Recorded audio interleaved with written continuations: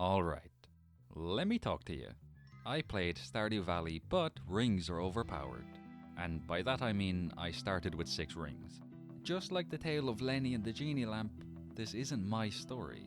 This is the story of a woman named Ruby. Ruby worked at a jewelry store for many years of her life, and although she loved her job, she eventually grew tired of doing the same thing over and over again. And so, just like Lenny, she decided to move far away. Her journey took her to a magical place called Pelican Town. She bought a tiny farm on the outskirts of the town, but unlike her farm, her dreams were big. Very big. Before she left her old home in the big city, she spent day after day working on a very special project. The end result of this special project was 6 beautiful rings. Now these rings were nothing special. They had no powers. They didn't really do anything. She made them to pass the time until she felt ready to leave her old home. But then something strange happened as she was unpacking her bag in her new house in Pelican Town. All of the rings began to glow. A powerful, radiant light shone from them. As she put each ring on, she felt herself change. It was as though she had been given some sort of magical abilities. She knew she was ready. She didn't exactly know what she was ready for, but she was ready. The following, according to what she wrote in her journal, is a reenactment of the first 28 days Ruby spent in Pelican Town. Before we actually get started, as tempting as it is to give myself the best rings in the game and go from there, I think it would be more interesting if we spin a wheel to see what rings we begin with. I've taken the names of 17 different rings and put them in a list. Let's see what we get, shall we? The Soul Sapper ring, the Phoenix ring, the Ring of Yoba, the Burglar ring, the Slime Charmer ring, and the Napalm ring. Lovely, I'm very happy about that one. Overall, I don't think this is a bad set of rings. I do wish I had gotten the Iridium Band and the Hot Java ring, but at the same time, I'm happy with what we've ended up with here. Let's get back to Ruby's story. Apologies for going out of character this early, but it had to be done. I begin day 1 by clearing away a bunch of weeds and grass. I'm very thankful that the farm I bought isn't a massive one because, truthfully, I don't have much interest in farming. I feel like the rings being powered up, I guess, is a sign that I should focus on combat, exploring, going on adventures, that kind of thing. With that being said, I do plant the parsnip seeds that I found in the house. I might as well get some use out of them. I make a chesty westy and one more before tossing the items I don't think I'll need into one of them. I dig up an artifact spot and I find a carrot seed, not just one of them, but 2 of them. Nice. I take a walk through the forest where I find 0 spring onions. That is disappointing. In better news, I find a dandelion, a horseradish, another dandelion, and 2 more horseradishes. Up in the north of the valley, I find a leek and speak to a man named Linus. I pick up a daffodil, rummage through a trash can, and buy 2 salads. I say hello to 1, 2, 3, 4 more trash cans and find a cockle at the beach. I find an acorn in a trash can before introducing myself to the final trash can in town. I plant 2 carrots and spend the remainder of the day clearing out even more weeds and grass. I water my crops on the morning of day 2 before embarking on another dumpster diving adventure. I don't find anything valuable, but the sadness I feel from that is offset by the happiness I feel when I speak to William at the beach. He gives me a fishing rod. Thank you very much. While I do a metric ton of fishing, I want to talk about the powers that my rings received. The Soul Sapper ring gives me a bit of energy when I defeat a monster. The Phoenix ring is useless. Allow me to explain why. If I get knocked out, then I'll wake up with 50% of my energy remaining, rather than what I'm assuming is the usual 0% of energy. The problem is, I operate with a level of streamlined efficiency that has never ever been seen before. I do not plan on being knocked out, and when I don't plan on doing something, it doesn't happen. The Ring of Yoba has a chance to shield me from damage, pretty good. The Burglar ring increases the chance of a monster dropping loot. The Slime Charmer ring makes me invincible to slimes. Basically, I take 0 damage from them. Finally, the Napalm ring causes enemies to explode when I defeat them. Now you may be wondering, hey Ruby, if today is only your 2nd day in Stardew Valley and you've never seen these rings before, then how do you know what they do? And to that I say, it was revealed to me in a dream. I spend the rest of the day fishing here at the beach. I make sure to take full advantage of the bubble spots that appear. The fish seem to love these things. The end result is me reaching level 3 in fishing. And I earned almost 1000 gold from the fish I threw into the shipping bin. Day 3 is a rainy day, and according to the TV, it's also a very lucky day. That is fantastic news, as William mentioned that the catfish will appear when it's raining. I do a bit of fishing at the beach before buying the fiberglass rod and 126 pieces of bait. This is brutally off topic, but I've just had an idea on how we can make things a little more interesting, shall we say, here in Pelican Town. I know I'm new in town, I've only been here for 3 days, so it's like, wow, the audacity of you to think you can just change how things work here. Especially when you haven't even been here for a week yet. I know, I get it, but just hear me out. Once a week, a random villager is given the job of going around the town and presenting the people here with an opportunity of sorts. Right there, on the spot, they can attempt to do a backflip. If they land the backflip perfectly, then they are given a voucher. This voucher, or a coupon as it's sometimes called, can be redeemed for 10 seeds of their choice in Pierre's shop, or they can redeem it for 5 dishes in the saloon. However, if they fail to do the backflip, then for the remainder of the week, anytime they talk to someone in town, there is a 75% chance that the villager will say something along the lines of this. Hey, I saw you trying to do a backflip and you really messed it up, like you landed directly on your face. I just want to make sure you're doing okay and also tell you that that was the worst attempt at a backflip I have ever seen in my entire life. But are you good? I just want to check up on you.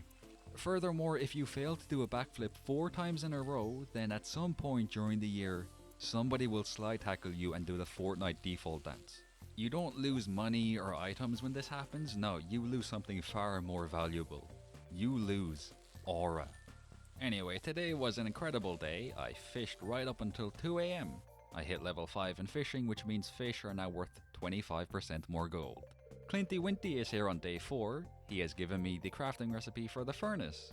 You have questionable aura, Mr. Clinton. I'm not sure I like you very much. I harvest 2 carrots, water my seeds, and participate in some foraging shenanigans. The remainder of the day goes like this. I do a bit of fishing, I sell some fish, and I toss a couple of items into the bin of shipping. I spend all of my money on salads and spend the rest of the day fishing up in the mountains. Now, while all of that is happening, I want to share my 2 favorite jokes with you all. I think you're gonna like them. I know I do. One day, my nephew was outside playing in the rain. He dropped the football he had on the ground and he noticed that it sunk into the mud. This gave him an idea. He picked up a brick and he decided he was going to throw it as high up into the air as he possibly could. He wanted to see how deep into the mud it would sink. So with all of the strength he had in him, he threw it up into the air. It went up and up and up and up and it didn't come back down. The second joke goes like this. My brother, Tom, was feeling exhausted. He was working so hard and he just needed a vacation. So he looked online and he found a flight that was incredibly cheap.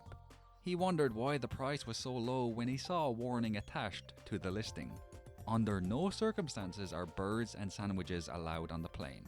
Birds and sandwiches, what an odd choice, but this was a problem for him. You see, Tom had a parrot and he wanted to take the parrot with him. So Tom decides to wear a big coat and hide the parrot inside it. So Tom arrives at the airport and everything goes very well for him. Before long, he's on the plane. Halfway through the flight, the pilot decides to take a walk, munching on a sandwich as he does. He goes around the plane talking to the passengers before finally meeting Tom. Are you enjoying the flight? Yeah, it's going pretty well. I really needed a vacation, so I am so happy right now. Right at that very moment, Tom's bird makes a noise. What was that? The pilot says to Tom. I didn't hear anything. Again, the bird makes another noise. You've got a bird, haven't you? Take that coat off and show me it right now. Tom, knowing he's been caught, admits to having a bird. He doesn't see the point in arguing here. You can't have that on this plane, the pilot says, and takes the bird and throws it out of the window. Tom is absolutely furious at this point and says, well, you can't have that sandwich on this plane either. And he takes the sandwich and he tosses it out of the window too. The pilot returns to the cockpit and he's muttering away to himself. He's not happy. He's saying things like, I can't believe he did that to my sandwich. Then he hears a knocking at the window. He looks up and sees that the bird is now flying right in front of the plane. And what did the bird have in its mouth? That's right. the brick. Something wonderful happened at the beginning of day 5. I was able to adopt a cat. I called it Stripe. After harvesting parsnips and receiving 500 gold from my dad, I meet the town's mayor outside the abandoned, derelict community centre. It really is a shame to see a building like this in the state it's in. It sounds like Mayor Lewis has done everything possible to restore it to its former glory, but nothing has worked. He mentions that some place called Joja Mart has expressed interest in wanting to demolish this building and replace it with a warehouse. I'm not too familiar with this Joja Mart, but I'm gonna assume they have the town's best interests at heart. I mean, surely Mayor Lewis would have told me otherwise if they weren't a good company or run by somebody who was a good person. Yeah, he definitely would have mentioned if Morris, I think, is the name of the owner of Joja Mart. I think he would have mentioned if Morris was a bad person. So after buying a backpack upgrade, I speak with Morris. I find out that if I buy a Joja membership, he'll be able to replace the community centre with the warehouse Lewis mentioned. I decide to buy the membership. I feel like this is the beginning of a wonderful future for the town. I head into the mines and meet Marlin. He gives me a rusty sword and tells me to be careful inside here. Yeah, don't tell me what to do. I begin my descent. I'm sorry, I can't say that. I'm sorry, Marlin, I didn't mean it. Forgive me, please. I begin my descent, breaking rocks and delving deeper and deeper into these caverns. I was having the time of my life inside here, and hi, yeah, it's me, the narrator. I'm going off script here, and not reading from Ruby's journal for this part. Firstly, my apologies for the joke, and I use that term lightly, that she wrote in her journal while fishing yesterday. I also have no idea what that accent was. I just kind of went with whatever came out of my mouth. Apologies for that too. Secondly, she was wrong about Joja Mart and Morris. To be fair, Lewis definitely could have and should have told her that he is not a good person and was not doing what is best for the town. I do have good news, however. When Ruby gave me her journal, she told me that she is now well aware of the mistake she made.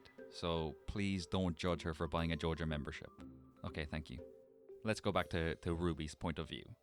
The burglar ring is providing me with a bunch of goodies, and the napalm ring is making it very easy to break rocks and find ladders down to the following floor.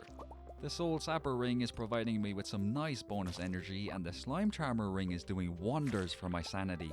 I would not be having a good time in here if the slimes were able to damage me. I find a wood club on floor 17, which is a much needed upgrade. Now I can defeat the enemies quicker, which means they explode quicker, which means I'm finding ladders quicker. I make 3 furnaces and fill them with ore and coal. I make it down to floor 31 before the day comes to an end. I plant 2 carrots on day 6 before returning to the mines. The rings I'm wearing help me breeze through these dark floors and get down to floor 40. I push forward utilizing the wood club to the full extent of its capabilities. I find the monster compendium book on floor 50. That paired with the burglar ring should result in us getting some very tasty items. I find the crystal dagger in a chest on floor 60 and unfortunately pass out on floor 64. I can't help but feel like I may have made the wrong choice when I see that Joja warehouse on day 7. I don't know why, I just have this feeling. I toss some items into the shipping bin, sell a few bits and bobs to Clinton, and ask him to upgrade my pickaxe. I then skedaddle out of the shop. He reminds me of the comic book guy from The Simpsons, just without any of the redeeming qualities. I talk to Morris and discover that I can purchase upgrades for the town. Okay, so in a way they are doing what I hoped they would, and they're gonna fix some things up at least. I'm especially interested in this bus. I would like to visit the desert that it goes to. If there's one thing that I've learned from the time I've spent here so far, it's that fishing seems to be the best way to make money. So it's off to the mountains for the rest of the day. Hi, it's me again, the narrator from the beginning of the video. I wanted to take a bit of a creative risk here and show you every single fish I caught during this time, but I feel like that would get repetitive very quickly. I will also say that Ruby did write 5 more jokes during the time she spent fishing. I'm not going to put you all through the misery of having to listen to them. Instead, I'll just summarize what she wrote down. She earned a lovely 10,000 gold today. Demetrius paid her a visit on the morning of day 8. He gave her the option of either having mushrooms grow in a cave on the farm, or she can have bats drop fruit off inside there instead. She went with the mushrooms. Because it was raining, she spent the day going after catfish. Then she got, just a little bit frustrated with how difficult it was for her to catch catfish. so she decided to maneuver her way up to the mountains instead. I'm really understating it when I say she got frustrated. She wrote some things in her journal that I simply cannot repeat them here. Suffice to say, she really does not like catfish. She found a diamond in a chest and an explosion was heard during the night. She earned another 10,000 gold today too. She began day 9 by harvesting carrots and collecting her pickaxe from Clinton, as she referred to him as. Then she asked him to upgrade the pickaxe again. She bought some bait and spent the rest of the day fishing once again.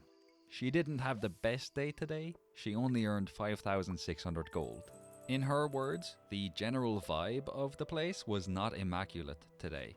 Not sure what that means. Surprise, surprise, she's back at the mountains once again on day 10. She spent the day fishing and got back on track as she earned a nice 7,500 gold. Day 11 is pretty much spent the same as the previous few days. She went fishing and earned about 7,000 gold. Day 12 begins with a fishing expedition down at the beach. She then sells some fish and makes an interesting choice. She buys trout soup, an iridium fishing rod and 2 cork bobbers. All of that set her back about 10,000 gold. Let's see if it pays off. I get the feeling that all of this fishing has had a negative effect on her, as the phrase "awabababub" is written in her journal. That is shortly followed by "got an iridium band in a chest, I'm feeling oozy, my dogs." That is an interesting use of the English language. I'm assuming she's a big fan of Sami Zayn. Something magical happened next, and in my opinion, more than justified her choice to spend 10,000 gold this morning. She was able to catch a mythical fish called the Legend. This must have given her a much needed motivational boost as she decided to spend the rest of the day in the mines. She got down to floor 66 before calling it a day. She also earned over 7,000 gold.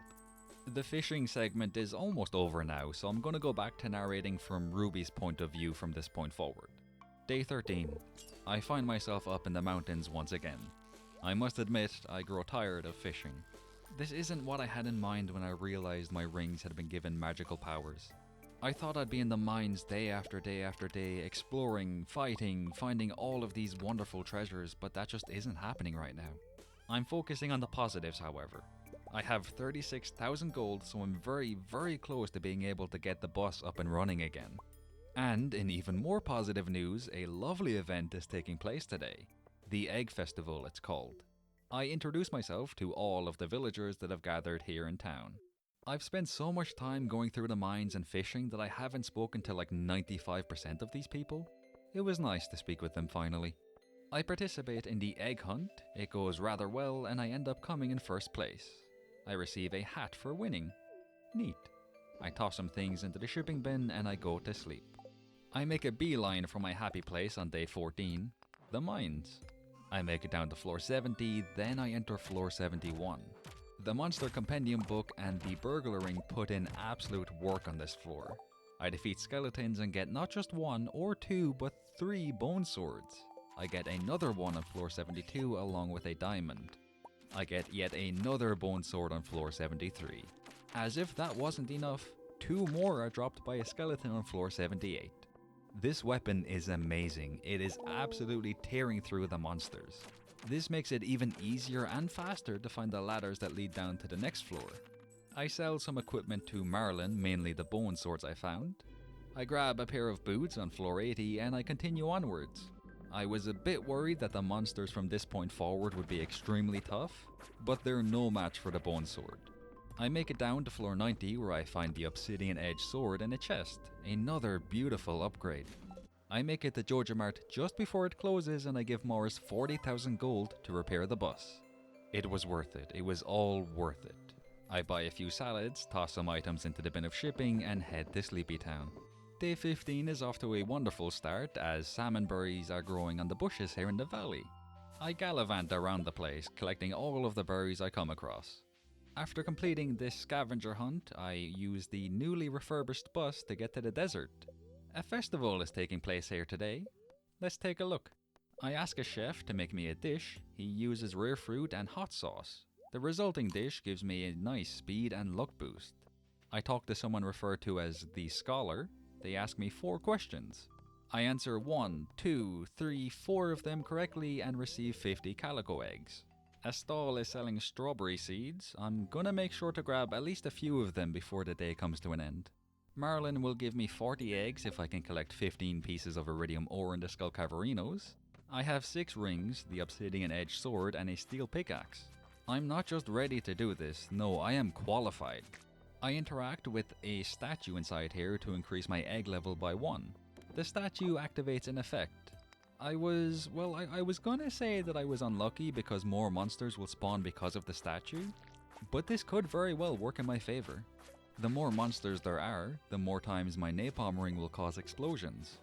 Unfortunately, the statue on floor 3 is an unlucky one, and a very unlucky one at that.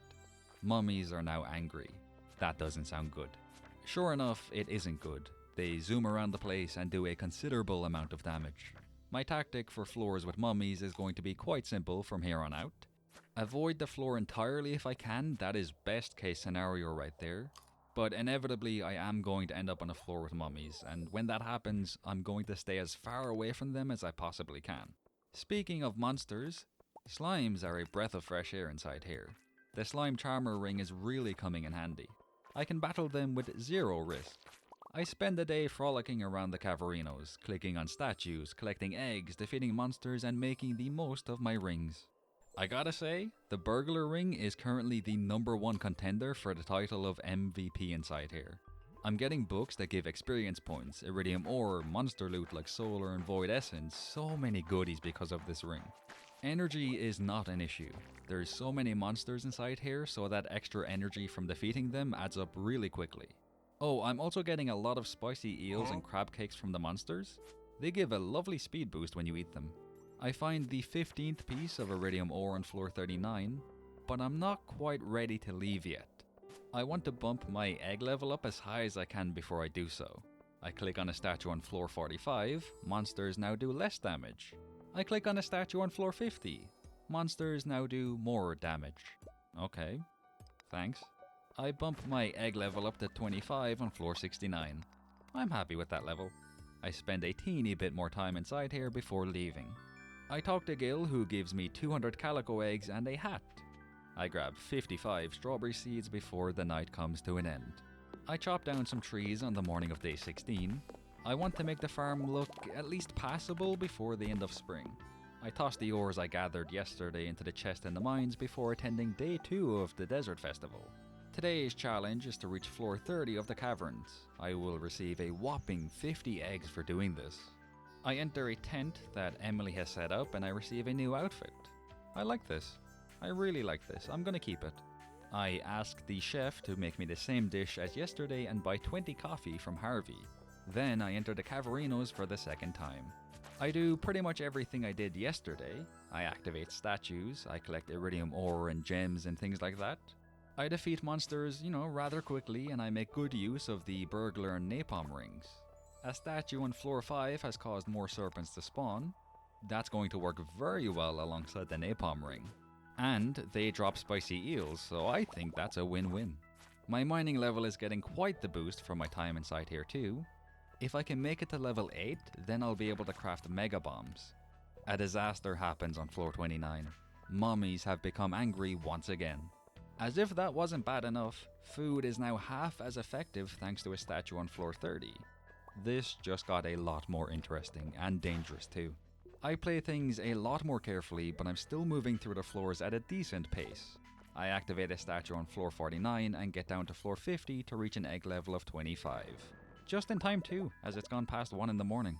I speak with Gil and receive 200 eggs and 5 triple shot espressos. Day number 17 has arrived. You know the drill. Accept Marlin's challenge to collect 12 Omni Geodes and enter the caverns. Click on the statues, defeat the monsters, collect the ores, eggs and other valuable items, jump down shafts, complete Marlin's challenge, and reach an egg level of 25. I talk to Gil to secure 200 eggs for the 3rd time. I buy 6 tea saplings from Caroline and 100 deluxe speed grow from Demetrius. I buy 51 more strawberry seeds and 4 mystery boxes. And that concludes the final day of the Desert Festival. I toss 17 iridium bars into the shipping bin before going to sleep. I earn almost 20,000 gold. I'm waiting for copper bars to smelt on day 18, so I might as well be productive while doing so. I enter the mines, make 5 staircases to help me out, and get down to floor 100. I open a chest inside this room and I find a star drop. I should have done this before going to the Skull Caverns. Well, no, actually energy wasn't an issue because of the ring I have, so yeah, no, never mind. I am glad I have the star drop now though, that goes without saying. I ask Robin to build a pond on the farm. I'm going to toss the legend into this one. I have Clinton upgrade my axe and I crack open my mystery boxes. I receive the following items from them: 10 seeds, 2 mystery boxes, a mountain warp totem, 5 bombs, 10 hardwood, and 10 quality fertilizer. Following that, I make my way into Georgia Mart where I give Morris 15,000 gold. In return, he will have the minecart system in the town repaired overnight. You know, I feel like getting 2 mystery boxes from a mystery box is a bit like playing Pot of Greed in Yu-Gi-Oh! I don't know why that comparison popped into my mind, but it did and I wanted to share it, so yeah. I spend the remainder of the day in the mines. I make it down to floor 105, then floor 110, and finally 120. I find the skull key inside a chest. It is maintenance time on day 19. I was breaking the rocks on the farm when I found something quite interesting. There's a meteorite here. I remember now, at the end of day 8, I heard an explosion outside on the farm. I was wondering what that was. Now it makes total sense as to why I couldn't find whatever it was that happened. It was hidden behind the bushes. I find a dinosaur egg in a chest while I'm fishing. I have no idea what I'll do with it, but it's a nice find all the same. I find yet another egg in a chest later on that day.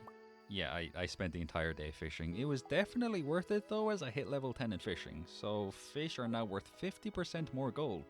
I toss the legend into the new pond on the morning of day 20.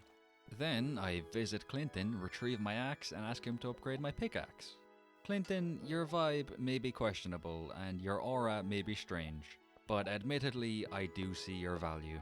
I spend the majority of the day chopping down all of the trees on the farm. I pop over to Robin's midway through the day and ask her to build a coop.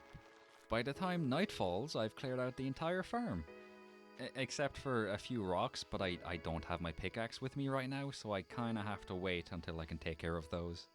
I plant strawberries and sprinkle speed grow on them to begin day 21. I made a bit of a blunder until they spot that I meant to put a wood pathway down on.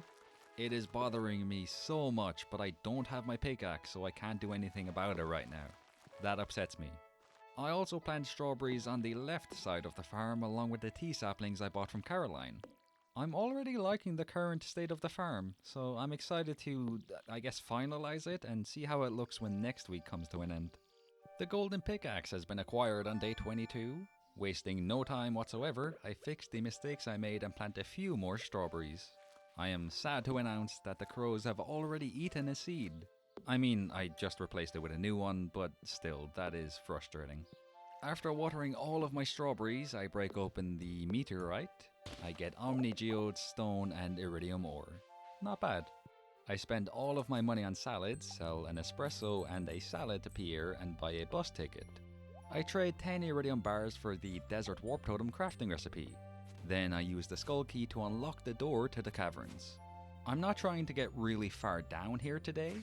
I'm just looking to get a feel for the place. I want to see what it's like inside here when the desert festival isn't taking place. It's not too difficult. I don't have to deal with angry mummies or food being half effective, so that's a bonus. The napalm ring is still paying dividends, and the other rings in combination with the gold pickaxe and the obsidian edged sword seem to be enough, in the sense that I can safely and efficiently make my way through the floors here. I also unlocked the crafting recipe for mega bombs. I can make them using gold ore, solar essence, and void wait. It's going to be so easy to get those items, I just realized. I'm getting a ton of solar and void essence from the monsters, thanks to the burglar ring and the monster compendium book. And the napalm ring breaks open all of the gold ore nodes so much quicker than my pickaxe. I basically have easy access to mega bombs thanks to my rings. Oh nice, okay, this just got a lot easier. I'm looking forward to coming back here now. I use a warp totem to get back to the farm after reaching floor 36. In rather sad and quite frankly embarrassing news, I am trapped in a prison of my own creation. I put fences around this area and the pond and the coop are blocking the 2 exits. I literally can't get out of here. I'm stuck. I'm just gonna pass out here for the night. I'll see you tomorrow. I make 2 desert warp totems on day 23, and the legend has produced a row. Somebody named Mr. Key has challenged me to reach floor 25 in the Skull Caverns.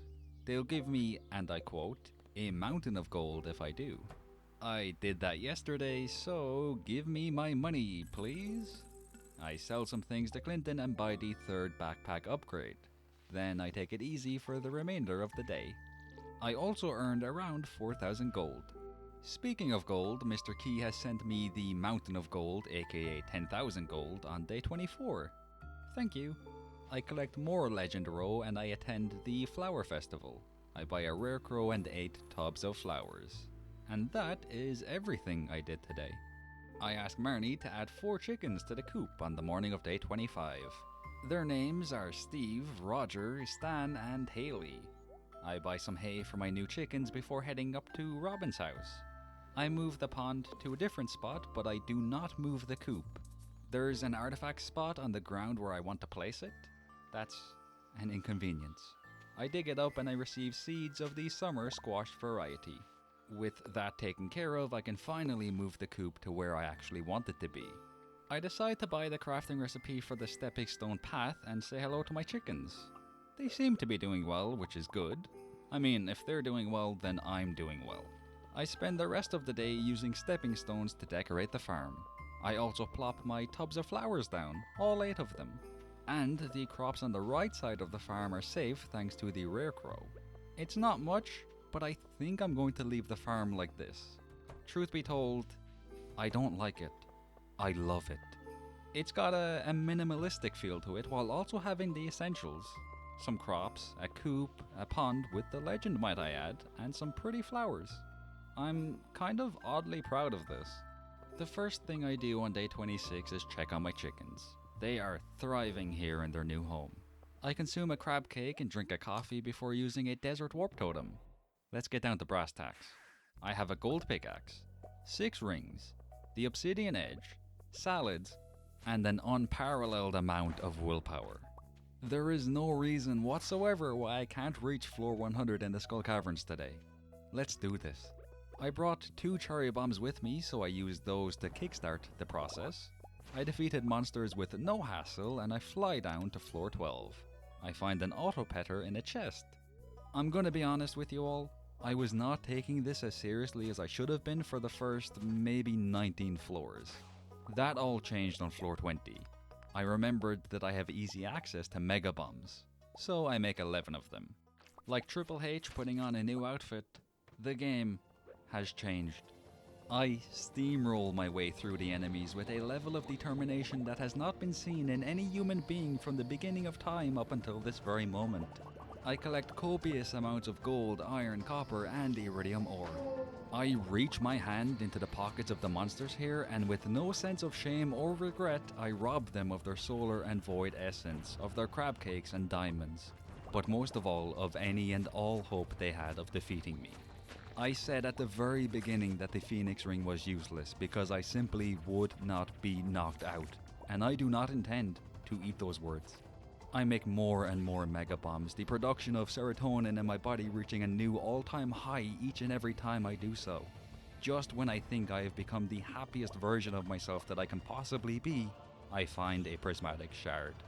As I make the final sprint to floor 100, I can feel the very oxygen in my veins being replaced with pure, unfiltered dopamine. The appearance of a second prismatic shard sends my brain into a frenzy. Every single neuron, every single brain cell has been replaced with the happy face emoji. I'm not just feeling good. I'm not just doing well. I'm having fun. And that is what this entire adventure has all been about. Having fun. Because that right there, in my opinion, is the single best reward you can possibly get. I pass out on floor 101. I guess today was alright.